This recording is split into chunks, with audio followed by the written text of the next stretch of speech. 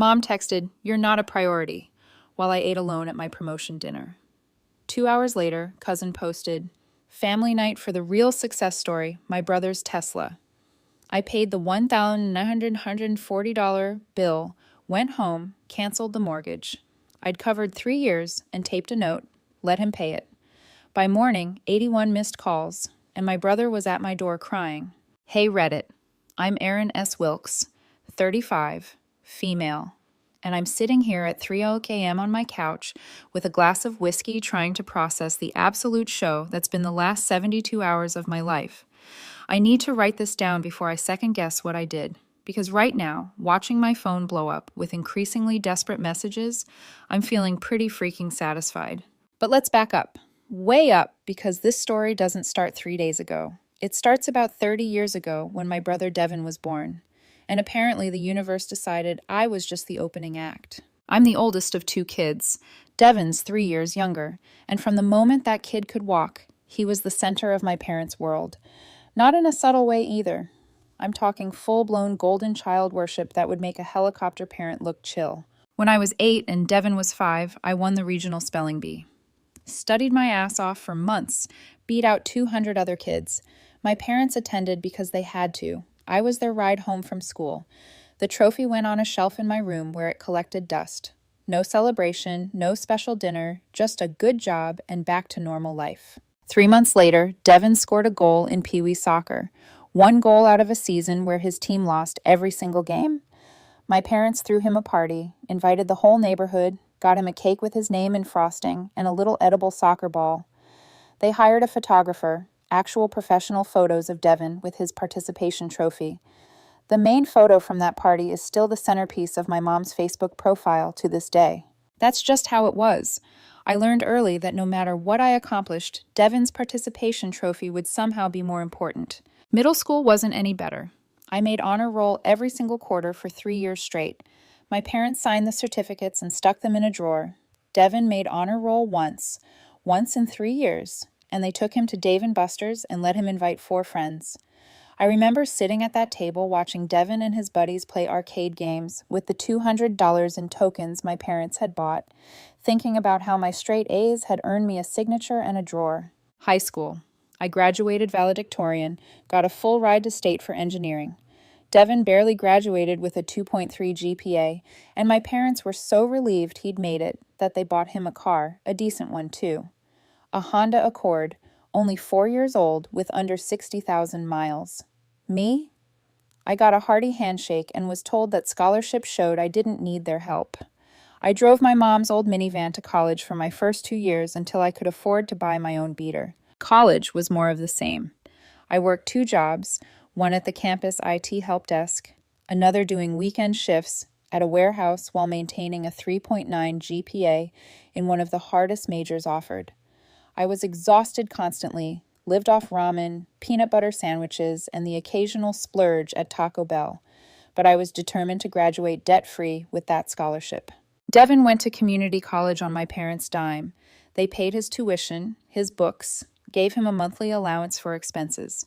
He changed majors 4 times over 6 years. Started with business, switched to communications, then graphic design, finally settled on general studies. He took 6 years to finish a 2-year degree. And when he finally walked across that stage, my mom cried like he'd just cured cancer. They threw him another party, invited everyone, had a cake that said, "We always believed in you." I graduated with my engineering degree in 4 years, magna cum laude. My parents didn't attend the ceremony because Devin had a really important intramural basketball tournament that same weekend. He rode the bench the entire time, and his team lost by 40 points. After college, I landed a job at a mid-sized tech firm doing systems architecture. The pay was decent, $68,000 to start, which was pretty good for 2012. I lived in a studio apartment that cost $950 a month, drove a 1998 Corolla that burned a quart of oil every 2 weeks, and ate a lot of pasta. But I was saving, always saving, putting away 20% of every paycheck because I knew nobody was going to bail me out if things went sideways. Devin moved back in with my parents and worked sporadically, mostly retail jobs he'd quit after a few months because the manager didn't respect him or because it wasn't aligned with his goals. He worked at Best Buy for 4 months, Target for 3, some startup that folded after 6 weeks. My parents never charged him rent. They paid his car insurance, $180 a month, because he'd already had 2 accidents. They covered his phone bill, bought his groceries, basically funded his entire existence while he figured things out. When he totaled the Accord they'd bought him, his fault, scrolling through Instagram while driving and rear-ending someone at a red light, they co-signed for a new one, a Nissan Altima, financed at 6.5% interest because Devin's credit was already wrecked. I bought my first condo in 2015, a small one-bedroom in a decent neighborhood that needed work. I spent 6 months renovating it myself, YouTube tutorials and elbow grease, learned to tile a bathroom, install new light fixtures, refinish hardwood floors. My parents toured it once, spent most of the visit pointing out everything I still needed to fix, and left early because Devin needed help moving into his new apartment. His 3rd apartment in 2 years, by the way. He kept getting evicted for being behind on rent, even though my parents were giving him help. That I later found out meant they were covering $800 of his $12,200 monthly rent. So basically, Devin was paying $400 a month to live in a one-bedroom apartment while working part-time at a cell phone store. The pattern continued into our 30s. I kept advancing in my career, got poached by a bigger firm in 2017. Salary jumped to $95,000. Bought a better place in 2019, a 2-bedroom condo in a really nice area. Sold the first one for a $47,000 profit. Started investing seriously, maxing out my 401k, building a portfolio. Meanwhile, Devin bounced between jobs, never lasting more than 18 months anywhere. He moved back in with my parents in 2020 temporarily and never left. And here's the thing, I kept telling myself I didn't care, that I'd moved past needing my parents' approval. I had built a good life on my own. I had friends who valued me, colleagues who respected me, a career trajectory that was solid. I was doing fine. But every family gathering, every holiday, every goddamn phone call reminded me exactly where I stood in the family hierarchy. Somewhere around acquaintance, they felt obligated to stay in touch with. Last Christmas was particularly brutal. I'd gotten a significant raise and bonus, total comp package now sitting at $140,000, paid off my car loan early, maxed out my 401k contribution, had a healthy 6-month emergency fund. I showed up to my parents' house with nice gifts for everyone, a new tablet for Mom because her old one was dying, a high-end cordless tool, set for Dad since he liked doing projects around the house. And yeah, even got Devin something decent, a really nice leather messenger bag from Fossil for job interviews since he was looking for new opportunities. Devin showed up with nothing. Literally nothing. Said he was between checks and would get everyone gifts later. Spoiler, never happened. But the entire evening was about how hard Devin was working to find the right fit, how impressive his interview skills were, how he just needed the right opportunity to showcase his talents. I mentioned my raise exactly once in passing when Dad asked how work was going. "Oh, got a nice bump this year. Things are going well." "Oh, that's good," he said, then immediately turned to Devin. "Hey, did you hear back from that marketing position you applied to last week?" And that was it. My $30,000 raise got 3 words before we were back to the Devin show. But I buried it again because that's what I did. I showed up, I participated, I played the role of the responsible older sister who had her together and didn't need attention, and I told myself I was fine with it. The real financial arrangement started 3 years ago in early 2021. My parents were in trouble. Dad had retired the year before from his job as a regional distribution manager, and between his pension and Social Security, they should have been fine. They owned their house outright.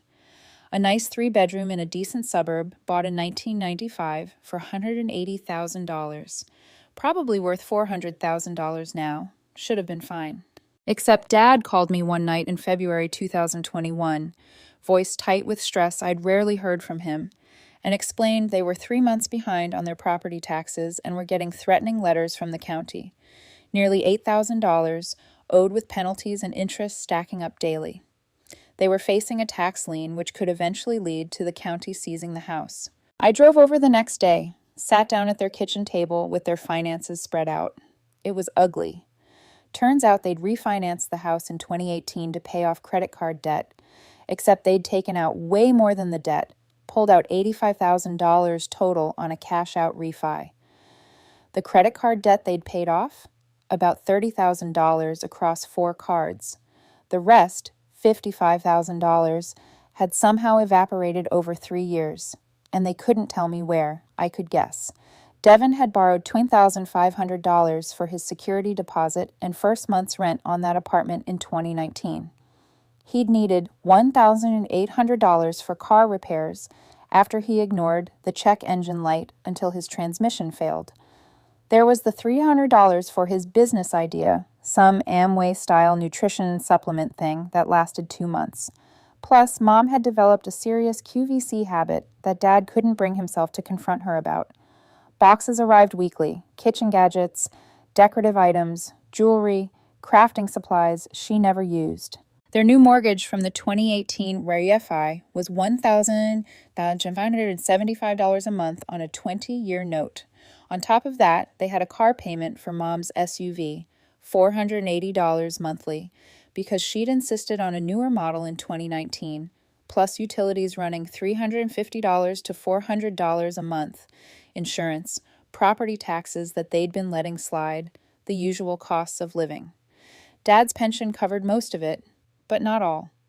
And Devin, living rent-free in their house at age 32, contributed exactly nothing. Dad's pension covered most of it, but not all. And Devin, living rent-free in their house at age 32, contributed exactly nothing. They'd been letting things slide for months. The property taxes had gone unpaid because they couldn't cover both that and the mortgage. They were 2 payments behind on the SUV, about to get a repossession notice. Their savings account had $347 in it. They were drowning, and they'd been too embarrassed to tell anyone until the county sent that final warning about the tax lien. I should have let them figure it out. I should have told them to sell the house, downsize, make Devin get his own place, and contribute. That would have been the healthy, boundary-respecting thing to do. That's what my therapist would have told me if I'd been seeing one. But they were my parents. And despite everything, despite the decades of being second best, I didn't want to watch them lose their home. I didn't want my mom, who'd lived in that house for 26 years, to have to pack up and move because they'd made bad financial decisions. So I made them an offer. I'd pay their mortgage every month, all $1,575 of it. Plus, I'd knock out the back taxes immediately. In exchange, they'd need to start managing their other bills better, cut back on spending, no more QVC, make Devin contribute something, get a handle on their finances. They agreed tearfully. Dad hugged me, said I was saving them, said he didn't know what they would have done without me. Mom cried and said she was so ashamed they'd let it get this bad, but that I was an angel for helping them. I wrote them a check for $8,000, right there for the taxes. Then I set up automatic payments from my account to their mortgage company, $1,575 every single month for 36 months straight. That's $56,700. In case you're doing the math, $56,700 over 3 years. I told myself it was an investment in their security, that it was the right thing to do, that I could afford it, and they were family. And this was what family did. And I made them promise not to tell anyone, not Devin, not extended family. I didn't want it becoming a thing. Didn't want Devin feeling entitled to even more because Aaron can afford it. Didn't want relatives judging them for their financial situation or judging me for bailing them out. They agreed. Said they were grateful for my generosity and discretion. Said they'd make it right somehow. For 3 years, I paid. Never missed a month. Never complained. Never brought it up. I just did it quietly, consistently, while living my life and continuing to advance my career. And for 3 years, every family gathering, every holiday, every phone call, I continued to be an afterthought while Devin remained the center of attention, despite contributing absolutely nothing. Last month, I got promoted, senior systems architect with a fancy new title and a salary bump to $165,000 base, plus a 20% bonus potential. This was a major milestone, the kind of promotion that usually takes 15 years of career building to achieve, and I got it at 35. I'd been managing increasingly complex projects, leading teams of 12 engineers, getting recruited by competitors quarterly. This promotion put me in the top 5% of earners in my age group in my city. I was freaking proud. For the first time in years, I wanted to celebrate with my family, wanted them to acknowledge that I'd worked my ass off and achieved something significant.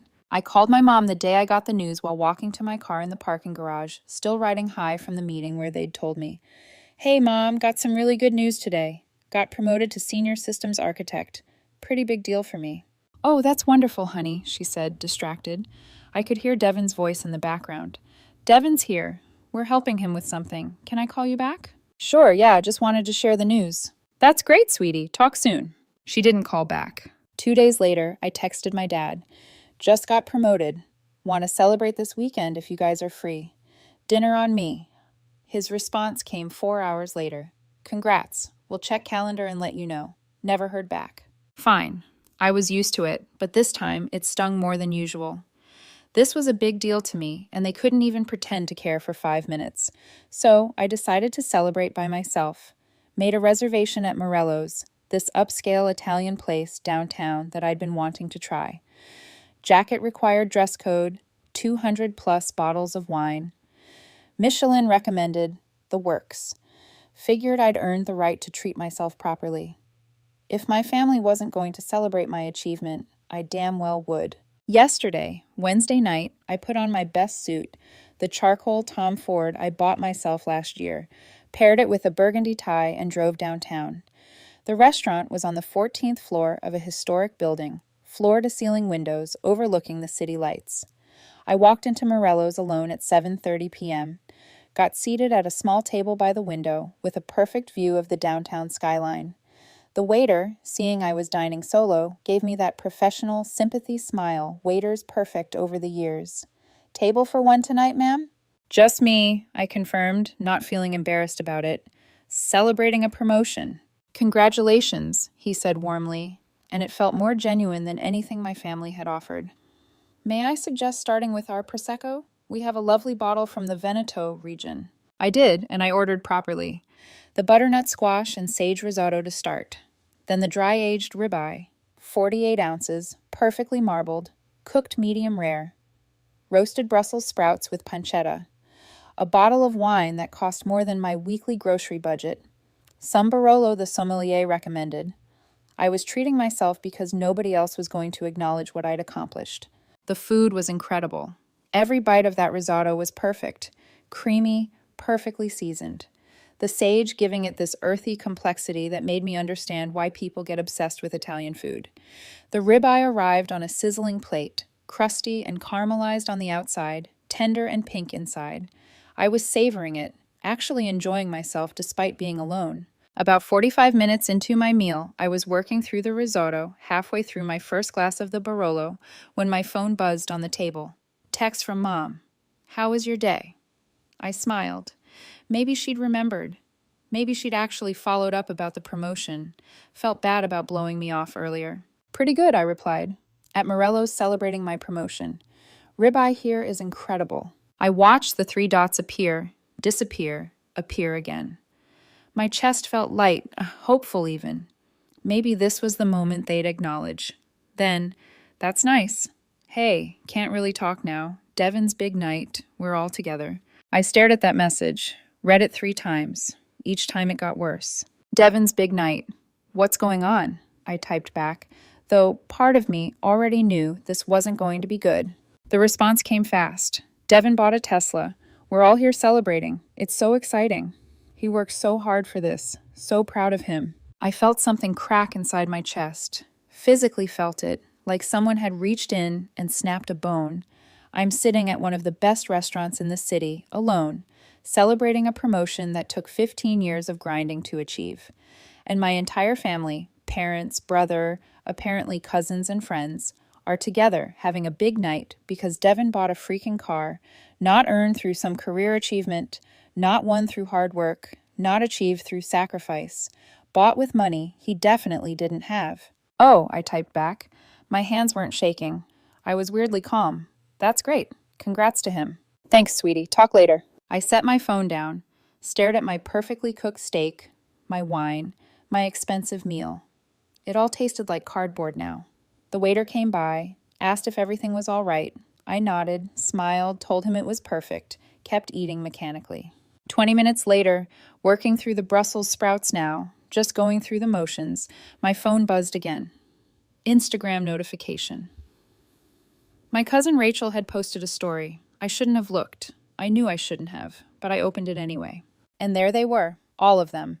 My parents, Devin, my aunt and uncle, Rachel and her boyfriend, a couple of Devin's friends I vaguely recognized, gathered in my parents' living room, glasses raised in a toast. In the driveway, visible through the window behind them, was a white Tesla Model 3 gleaming under the porch light. The caption on Rachel's story: "Family night for the real success story. So proud of @Devin Maverick for making big moves. Hash Tesla life. Family first. Success story." I zoomed in on the photo. My mom had her arm around Devin, beaming like he just won a Nobel Prize.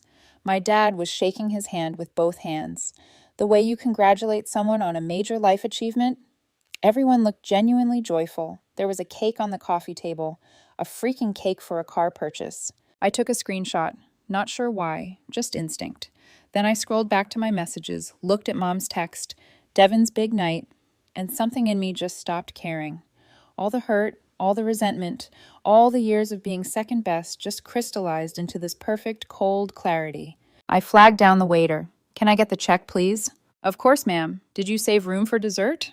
Our tiramisu is exceptional, and we have a chocolate—" "Just the check, thank you." He looked concerned, but nodded professionally. It arrived in a leather folder a few minutes later. $1,940.37. The most expensive meal I'd ever eaten. Appetizer, ribeye, sides, bottle of wine, tax and tip, already calculated at 20%. I pulled out my card, changed the tip to 25% because the waiter had been excellent and none of this was his fault, and signed $2,154.70 total. I walked out of Morello's at 9:45 p.m., got in my paid-off car, and drove home. The entire drive, I was calm, eerily calm. The kind of calm that comes when you've made a decision and you know it's the right one, even though it's going to burn everything down. No tears, no anger, no second guessing, just crystal clear certainty. Got home around 10:15 p.m., poured myself 3 fingers of Maker's Mark, sat down at my laptop first. I logged into my bank account, found the automatic payment I'd set up 36 months ago, hovered over the delete button for maybe 3 seconds, clicked it, just gone. No more $1,575 leaving my account on the 15th of every month. Then I called my parents' mortgage company's customer service line. They had 24/7 support. Got a very confused representative. "Hi, I need to stop making payments on someone else's mortgage." "I'm sorry, ma'am. Could you clarify what you mean?" "I've been making payments on my parents' mortgage for the last 3 years. I'm not on the loan, but I'm listed as authorized to make payments. Account number is—" I read it off. "I need to remove that authorization and cease all future payments immediately." There was typing, a long pause. "Ma'am, I see you've been making payments from your account ending in 4783. You want to stop these payments immediately?" "Tonight if possible, and I need written confirmation." That will take effect on the next billing cycle. The payment currently scheduled for the 15th will not process. You'll receive an email confirmation within 24 hours. Perfect, thank you. Hung up. Took another sip of whiskey. The burn felt good. Then I opened a Word document, typed for about 10 minutes, printed it out on regular paper. Nothing fancy, just the facts in Calibri 12-point font on standard white printer paper. The note read, "Mom and Dad, effective immediately, I'm no longer paying your mortgage. For the past 36 months, I've paid $1,575 every month, $56,700 total, plus the $8,000 in back taxes I cleared in February 2021. That's $64,700 I've quietly contributed to keep your house. I did this because I didn't want to see you lose your home. I asked for nothing in return except some basic financial responsibility on your end. Tonight, while I sat alone at a restaurant celebrating a major career promotion, a promotion that represents 15 years of hard work, you threw a party for Devin because he bought a car. When I told you about my promotion, you couldn't even pretend to care. You couldn't spare 5 minutes. But Devin buying a Tesla, that's a big night worth gathering the whole family, baking a cake, and posting about it on social media. I'm done being invisible. I'm done funding a household that treats me as an afterthought. I'm done being valued only for my ability to solve your financial problems. The mortgage payment is due on the 15th. That's 12 days from now. You'll need to figure out how to cover $1,575. Maybe ask Devin to contribute, since he can afford a Tesla. Surely he can help pay for the home he's been living in rent-free for 5 years. Don't contact me. I need space from all of this, and I don't know when or if I'll be ready to speak to you again. Aaron, I read it over 3 times. Changed nothing. It was perfect, clear, factual, not overly emotional, just the truth. I drove back to my parents' house, about 15 minutes away. It was nearly midnight by then. All the cars were gone except Dad's truck in the driveway. The Tesla was parked next to it, gleaming white under the streetlight like a beacon of everything wrong with my family dynamic. I pulled in behind it, walked up to the front door with the note in hand, and taped it right at eye level with 3 pieces of Scotch tape. Made sure it was secure. Made sure it would be the first thing anyone saw when they opened that door. Then I got in my car and went home. Didn't look back. Put my phone on Do Not Disturb. Poured another whiskey. Sat in my living room in the dark. Lights off. Just me and the glow of the city outside my windows. And waited. The first call came at 6:47 a.m. My phone was still on Do Not Disturb, but I could see the notifications piling up on my lock screen. Dad, Mom, Dad again. Mom, Devin, Mom, Dad, unknown number. Probably Devin using someone else's phone. By 8 a.m., I had 23 missed calls. By noon, 56. By 8 p.m. yesterday, so 20 hours after I'd posted the note, I had 81 missed calls, 127 text messages, 14 voicemails, and 6 emails. I didn't check any of them. Not yet. Until last night. Around 10 p.m., someone started pounding on my door hard enough that my neighbor probably heard it through the walls. I looked through the peephole. Devin. He looked like absolute hell.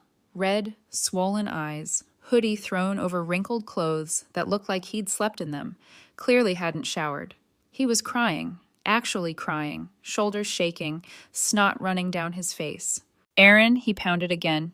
Aaron, please, I know you're in there. Your car's here. Please open up.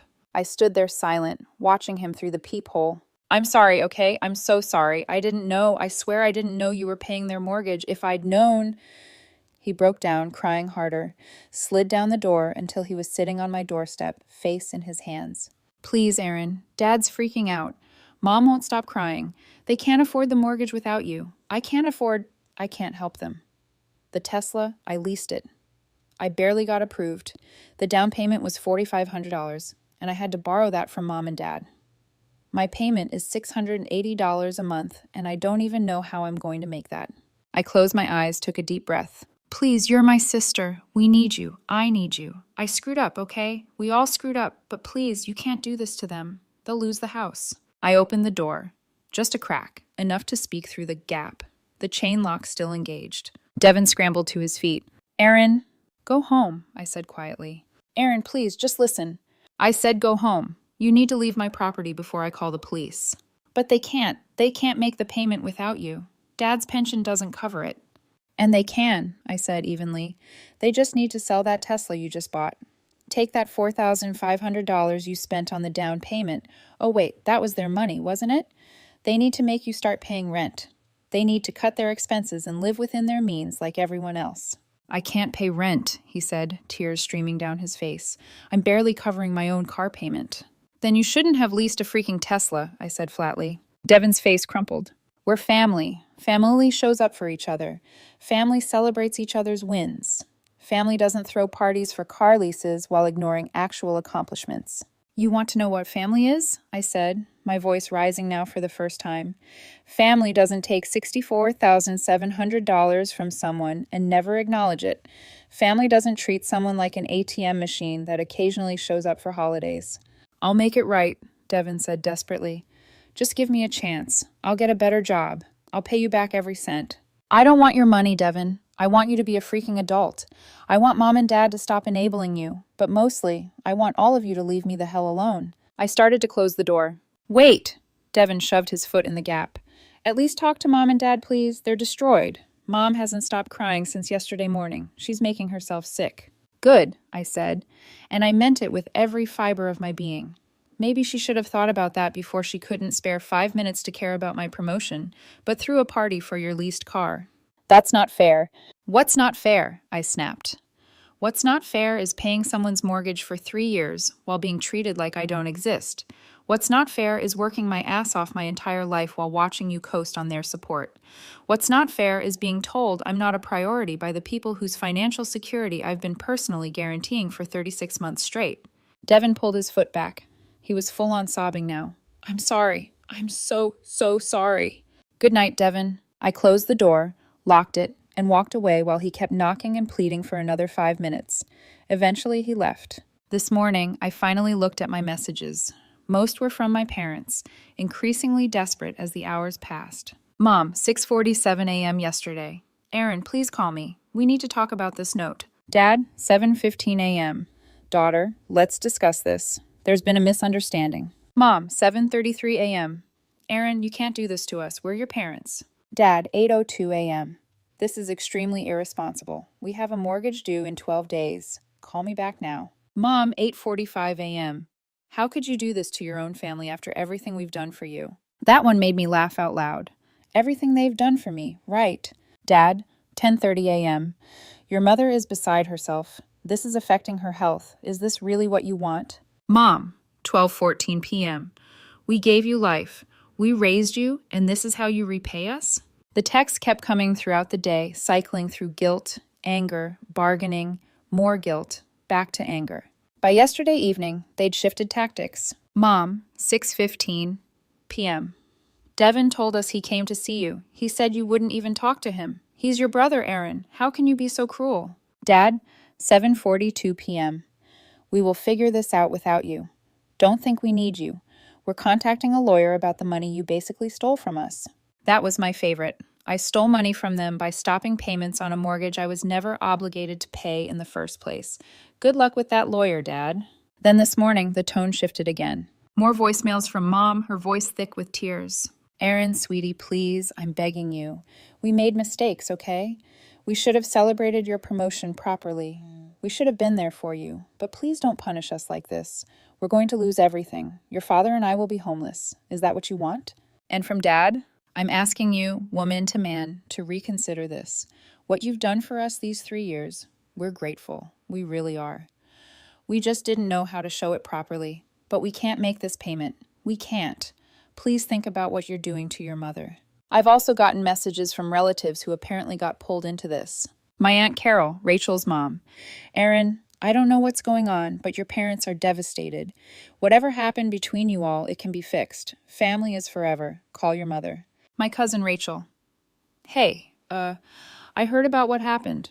I don't know the whole story, but the post I made, I didn't mean to make things worse. I had no idea there was tension.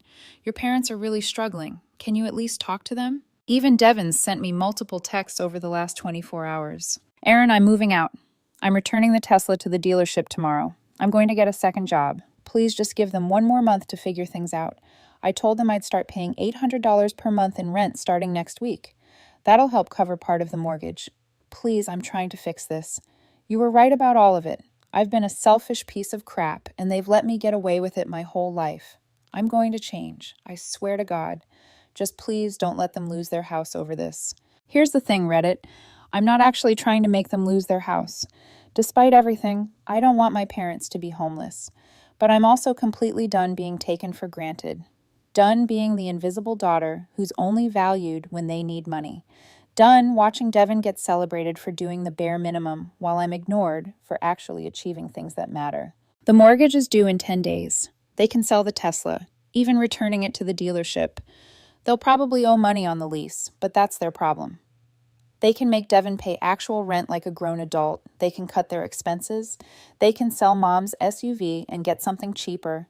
They can do 100 different things to make this work without me. Or they can lose the house. And honestly, at this point, I don't care which option they choose. What I do care about is that they finally understand that I'm not their backup plan. I'm not their safety net. I'm not the daughter they can ignore and neglect and then come crawling to when they need money. I'm done. My phone is still blowing up. My email has 8 messages from Dad now with subject lines like, "We need to talk immediately, and regarding your obligations, and your mother is ill." I haven't responded to any of them. I probably won't for a long time, if ever. The mortgage payment is due in 8 days. I'll update after the 15th to let you know what happens. The 15th came and went. Hey Reddit. So the mortgage payment was due yesterday, and a lot of you asked for an update. Here's what went down. On the 14th, literally the day before the payment was due, I got an email from my dad's account.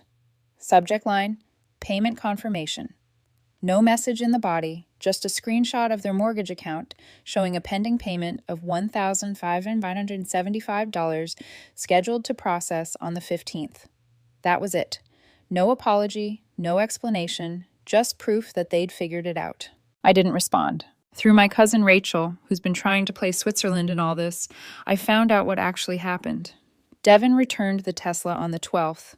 Apparently he owed $2,000 to get out of the lease early, disposition fee, plus the mileage overage from his test drives or something. My parents covered it using what was left in their savings account, which basically wiped them out. My dad took out a $3,000 loan against his pension. Didn't even know you could do that, but apparently it's a thing. The interest rate is something like 8%, and it'll get paid back through automatic deductions from his monthly pension checks for the next 2 years.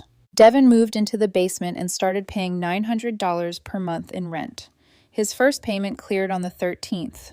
He picked up a second job doing overnight stocking at Target on top of his regular gig. Mom apparently stopped her QVC habit cold turkey after Dad threatened to cancel the credit card. So yeah, they scrambled and figured it out, just like I knew they could. My mom's still sending me texts every few days. They've gotten less angry, more sad. Lots of "I miss you" and "please call me when you're ready" type stuff.